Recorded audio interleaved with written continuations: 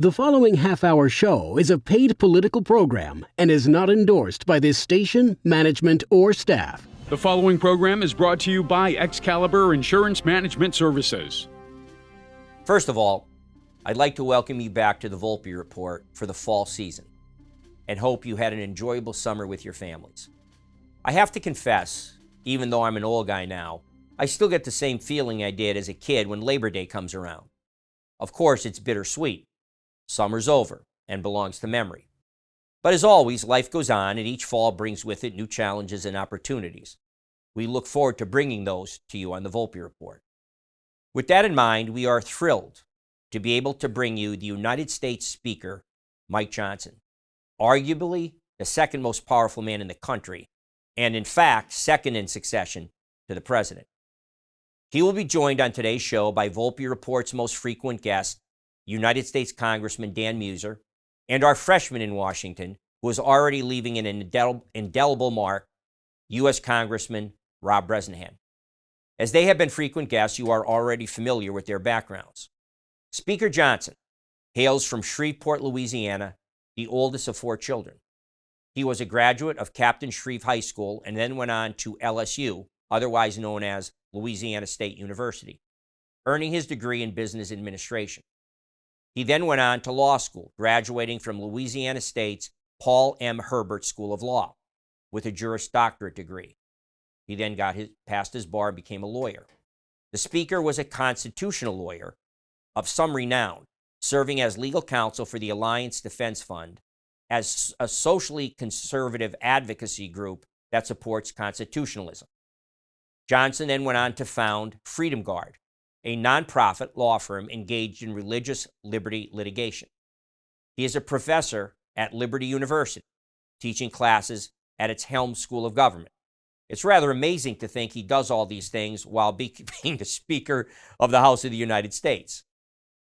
Mike entered politics first by winning election to the Louisiana State House of Representatives.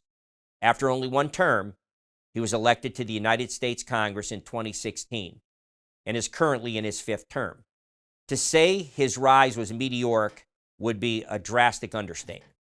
In 2017, in his first term, he already became the deputy whip in leadership for the Republican caucus, serving also on the Judiciary and Armed Services Committees.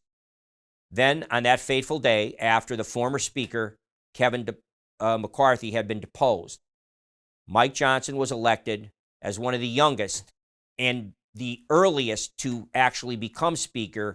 He was only at that point, I believe, in his 4th term, was elected Speaker of the House of Representatives of the United States.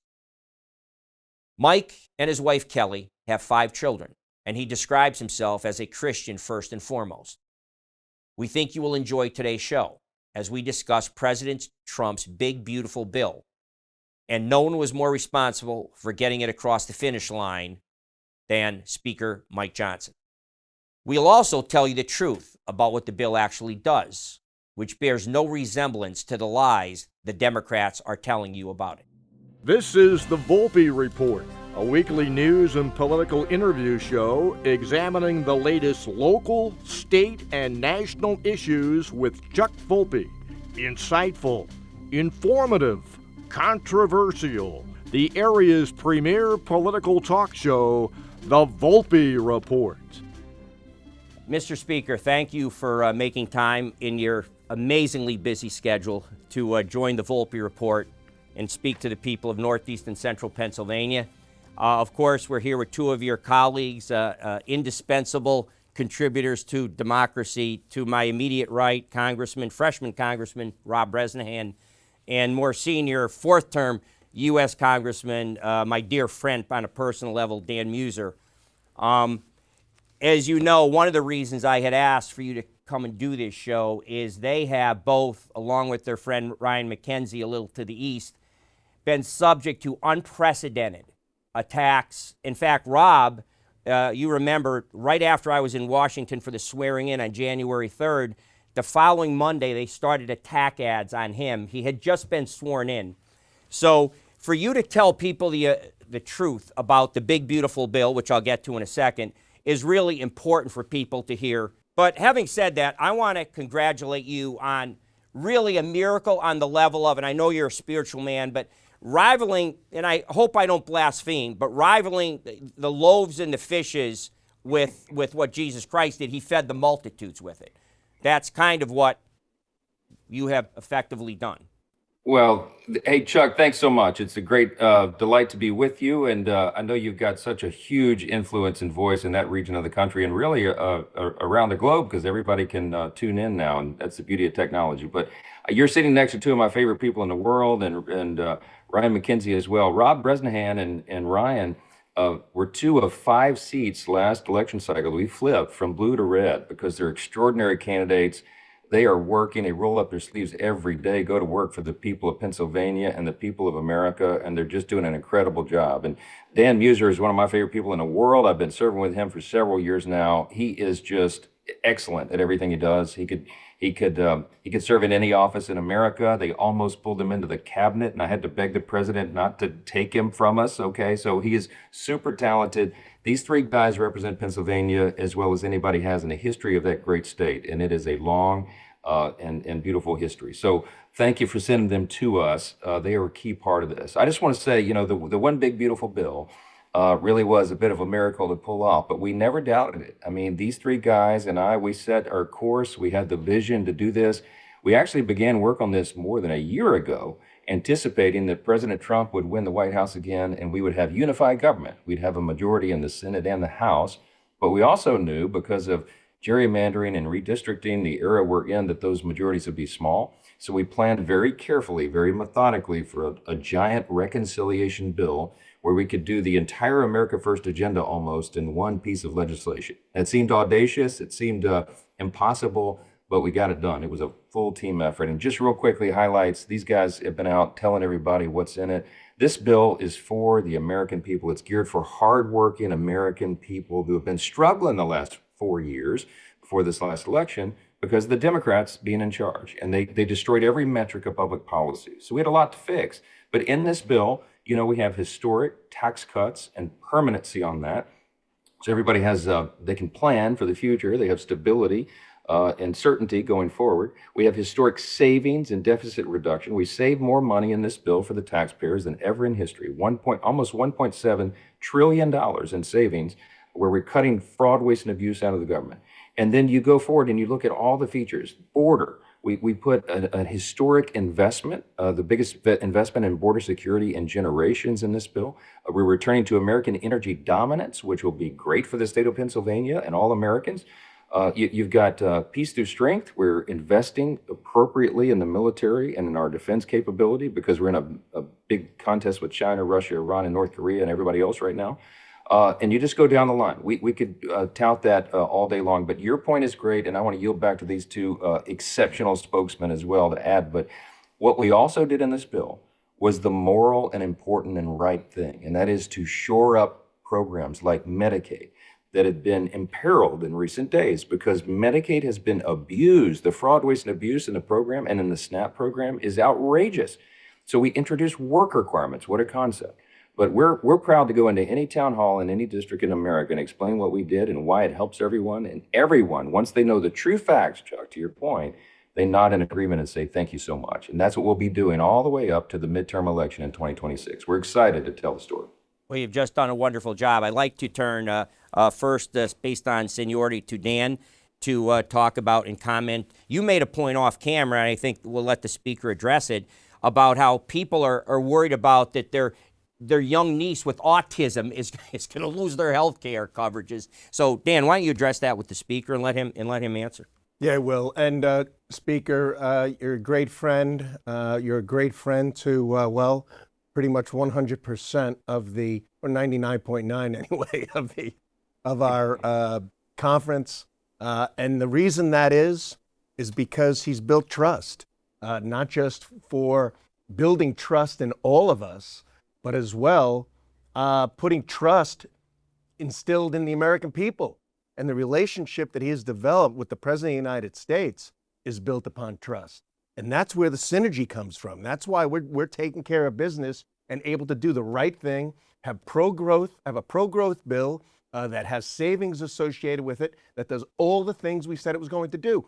And you know what? There's something in this bill for everyone, but mainly the people who elected us and the President of the United States, right? Middle income, regular America, no tax on tips, no tax on overtime. Bonus depreciation is going to ignite capital investment. The golden era of manufacturing in the U.S., as the president puts it, is beginning.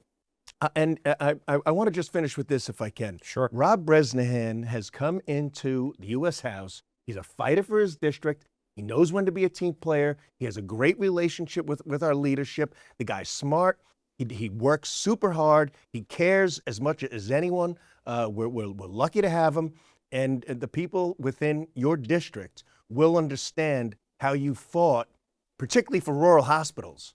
That $50 billion would likely not be there because of what the Senate did with allowing the lowering of the provider tax. $50 billion allocated for rural hospitals. So, results will speak for themselves. This is all going to come together very well. Appreciate you so much, Speaker. Rob, please. Well, that was a wonderful handoff, and it's so incredible to have a friend and a neighbor in Washington like Congressman Meuser. I mean, I think we live about 4 miles apart here, and Dan serves as more as a friend, as a therapist, as a confidant, and having that ability to just pick someone's brain with his knowledge and expertise is truly incredible. Mr. Speaker, always a pleasure to be with you. And I remember after one of our first conversations, I had a bunch of press surround me when I walked out of your office. And they said, are you concerned at all about the Speaker making a backroom deal? And I said, if I've learned anything after my short 5 months in Congress, the Speaker has been a straight shooter. He has been nothing but open, transparent, and what he has said he would do is what he's actually done. So I want to thank you for holding to that commitment. And I think 2 other points inside of, like Congressman Meuser said, there's something in this bill for everyone. Something we didn't talk about, I serve on transportation infrastructure, and $12.5 billion for air traffic control modernization. I mean, I think when you think about the 45,000 flights that you have a day moving 3 million people across the United States, I mean, air travel is still the safest form of transportation in the United States. As well as, you talk about the able-bodied individuals and the work requirements. And Chuck, you had mentioned something about SNAP. I mean, actually something that the Senate bill did was allow for a 0% cost share back down to the states. So if the state of Pennsylvania, the Commonwealth of Pennsylvania, can get their error rate under control, they will be paying absolutely nothing more than they are today, starting also in 2028 with ample runway to be able to fix the problems, make sure the verifications, the eligibilities are correct. So I want to just quell some of the concerns that some of the viewers may have. And there's an ad running against me right now referencing somebody with, all of these different people that would be essentially kicked off of Medicaid. And I remember sitting there saying, I'm like, oh my God, that's somebody with an intellectual disability. They're covered. I mean, our legislation goes as far as making sure people that are incarcerated in public institutions continue to receive the benefits in which they are entitled. So I want to say with that, I'll yield. And thanks for being a part of us here today and showing Northeastern Pennsylvania that you have our best interest in mind. Well, the best thing I could say, having heard all that, if you need an endorsement from a very, not just an objective, but even an adversarial point of view, my heart grew just filled with joy when I heard Alexandria Ocasio-Cortez go to the microphones. And I want to quote her accurately. I think I've got it fairly well memorized. This could be the saddest day in modern American history when you pass that bill. And I thought to myself, if a avowed Marxist socialist who hates this country and doesn't believe in all the great founding values of this country and Western civilization generally, nothing would better sum up. If those people hate this bill, that means America got what they voted for. And you know what, Mr. Speaker, and my 2 friends here, you know what bothers me is that they're acting like this is somehow a travesty. Donald Trump and you all ran on this. On November 5th, the American people voted for this, and you've given them what you've promised. So can they do math? Like, do they understand math? No. No. Please comment, Mr. Speaker.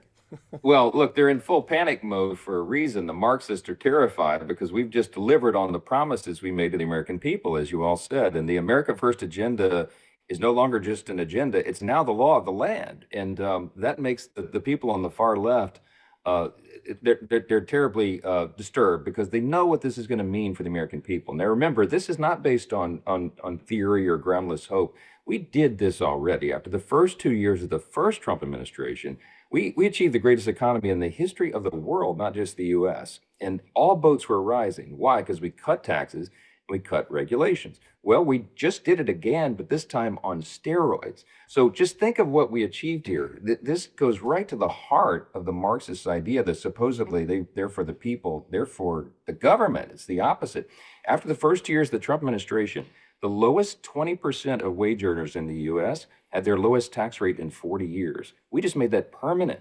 If you make between $30,000 and $80,000 a year, you're going to pay 15% less in federal taxes because of the legislation the president just signed, and these guys sitting next to you delivered.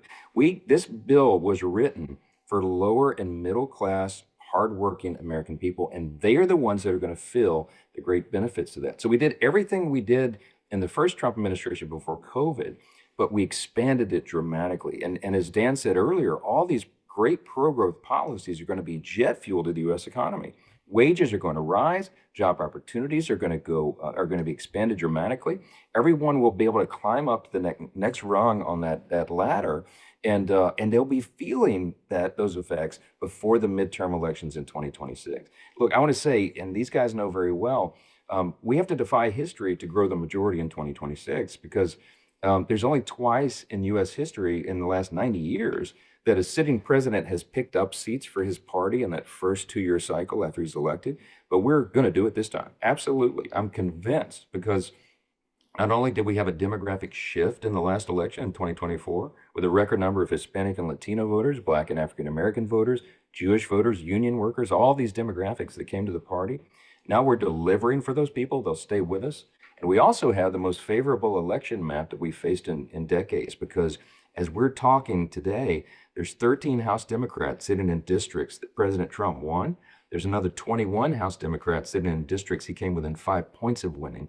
And by contrast, there's only 3 House Republicans sitting in Kamala Harris districts. So that means we've got a lopsided map. We've got a favorable opportunity to play offense. And we're going to flip more seats like we did with Rob's seat last cycle in the upcoming cycle. So we're excited to go out and show the people that we're the ones delivered for them. And they can tell the Marxists to take a hike. Yeah. And I'll just add, we're just banking on the results, and it's a good investment to be made. I mean, this bill will codify the secure border, right? How important is that to America? You don't have a It's the country number one issue. without a border. Right. You don't have a country. Illegals coming in, criminals. And every coming in, Democrat in the terrorists. House voted against it, Dan. Every single one of them voted against it. Every Democrat in the House voted against codifying and securing our border. But what this bill also does is drive the economy. We talked about the taxes. I can't help but talk about the taxes because if I have a specialty in Congress, it's advocating for small business, and that's where most of the employment, most of the productivity takes place. And what has been done here is growth on steroids, as you mentioned. But it's even more than that. It's national security. It is savings, and we're just getting started. Rob? Well, I think Dan and I both get to serve on small business, and it's one of my favorite committees to serve on because I do truly feel that it is Main Street America. When we walk down Main Street and talk to our small business owners, and they're uncertain about making that different plan, do they take that loan out to reinvest into that inventory? And by us being able to unite, get this thing across the finish line, showed that we can all work in unison and deliver results for the American people, specifically our small businesses. I think we need some time. This is not going to be overnight. And, when you're looking at, a lot of the fear mongers are saying, it's going to inflate the national debt. But we were also capped on our growth. And we know the CBO score and how we were capped underneath that 2% growth rate. I mean, if we look at the first Trump presidency, our growth was astronomically larger than that. And, speaking of also what's going to grow, Medicaid by $200 billion over the next 10 years. So I really take offense to someone saying that we are cutting the Medicaid programs, because this is actually going to continue to grow into the tune of $200 billion.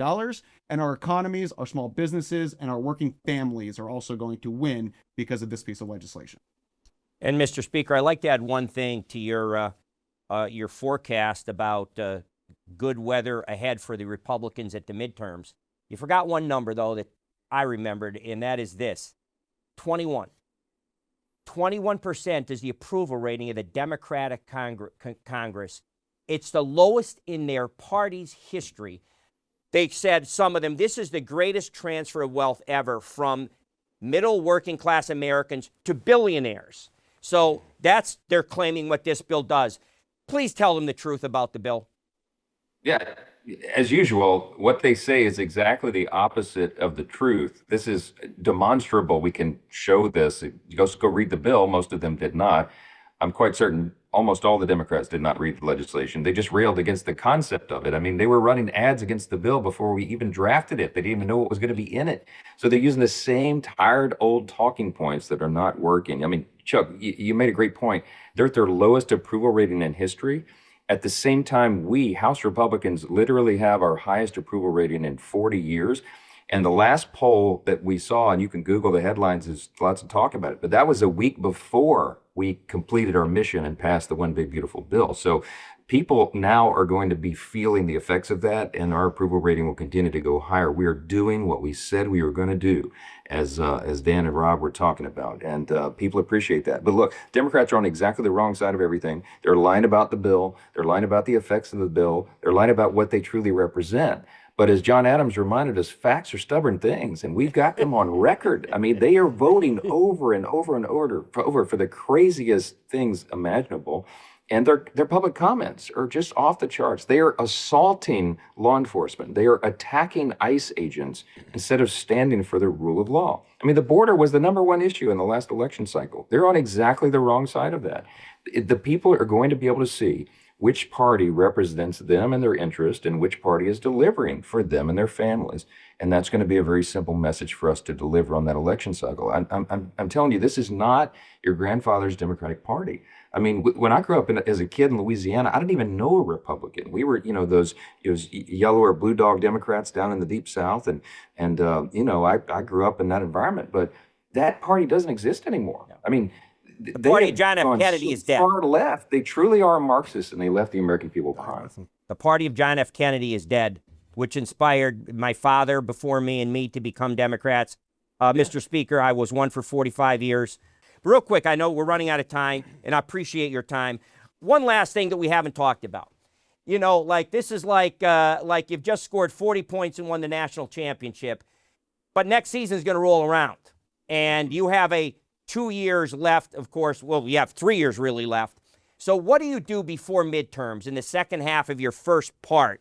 What is on your agenda to get done in the next year for the American people? Because after this, you would think no one's really talking about, life in government has to go on, right? Look, we go right into the next stages. As Dan said, we're just getting started. As you said, we got 3 years left of the Trump administration, over 3 years. So we accomplished more in the first 6 months of this term than any previous Congress or administration ever has in 6 months, to the shock and awe of the Marxists and the Democrats in Capitol Hill. But we're just getting started. There's more to come. So what's ahead of us immediately is the appropriations process. We are the party of fiscal responsibility. We are doing deficit reduction in the big, beautiful bill, but we have a lot more to do. And so we're going to appropriate at lower levels and spend the people's hard-earned treasure more responsibly. And we're going to do rescissions packages. We passed the first one out of the House already. That's just a fancy word for when the White House, the administration, basically sent to Congress a request to claw back funding that had already been appropriated but was being misspent. And so we're excited about doing that. And then, guys, we're going to do another reconciliation package, planning one for the fall, for the next fiscal year, and then hopefully a third one next spring for the fiscal year that follows that. So all within a 2 years congressional period, this Congress, we are going to make history day after day after day. Meanwhile, we'll be codifying President Trump's many executive orders and all the rest of everything else that this extraordinary cabinet is accomplishing, so that we make that permanent in the law as well. So a lot more to do. The team is united and excited, and we are delivering for the people exactly as we said. Before I sign off, a final word, Dan? I would just say I'm just real proud of you, Speaker. I'm proud to serve with Rob. And what you're stating there could be the most important issue facing America's survival. And I don't say that lightly. We have $1 trillion in deficit spending or service on the debt right now.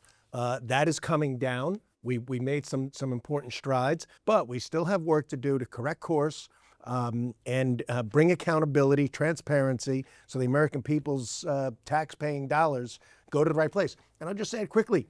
The best way is through more jobs, more growth, more taxpayers, not more taxes, and smart savings. I was Revenue Secretary for 4 years. We lowered costs, improved services, and we were rewarded for it. It can be done. Rob? Economies that work, communities that are safe, and borders that are secure. That's what I ran on. HR 1 took a great giant bite out of that first step. Also, when you're in the majority, you are expected to govern. It's very easy to sit in the minority, scream and yell and carry on. But when you're in the majority, you are expected to carry the load. I think that's exactly what we did as a conference. Was everything perfect and everything the way that each and every one of us wanted? No, of course not. But you still need to be able to govern. You still need to be able to deliver results for the American people, and specifically the people of Northeastern Pennsylvania. I am just so incredibly grateful and humbled to be a small part of this monumental achievement. Well, as I sign off, Mr. Speaker, I'm an even smaller part. I just get to sit here and hopefully change hearts and minds and tell people the truth. But I want to leave you with this final just comment, and that is this. Newt Gingrich, one of the most consequential speakers in our history, this to me is the biggest single legislative accomplishment since the contract with America back in 1994, that speaker, as you, got across the finish line. With a Democratic president, no less, at the time, Bill Clinton. So he may have you one up on that one. But what he said about you, I think I'm going to end with this. He said that you have had the most challenging speakership, including his own, since the Civil War. That's a pretty high praise, in the fact that you have navigated it so well. I'd just like to add my 2 cents to that. Godspeed, Mr. Speaker. Thank you for the time you've given to about a third of Pennsylvania that I cover in this media market. So thank you, and these two guys will keep bringing the water back to the people of Northeast and Central Pennsylvania. Thank you. I know they will, Chuck. Thank you so much. Thanks for Pennsylvania and all that it has meant to our great nation. And I'll just leave you guys with this thought, that we are doing the right thing for the people. We are upholding the foundational principles of the country, and we're the greatest nation in the history of the world for a reason. We're built on that bold proclamation from the very beginning in the Declaration of Independence, that we recognize that we are all created equal by God, and that it is God who gives us our rights, not the government. And that's the foundational premise of everything we do right now. So God bless Pennsylvania. God bless Dan Meuser and Rob Bresnahan, Ryan McKenzie, all the whole team in the delegation from Pennsylvania. They are essential to this agenda. Chuck, thank you for your super important voice, my friend. It's so great to be with you. Thank you so much, Mr. Speaker. God bless. God bless, Speaker. Thank you.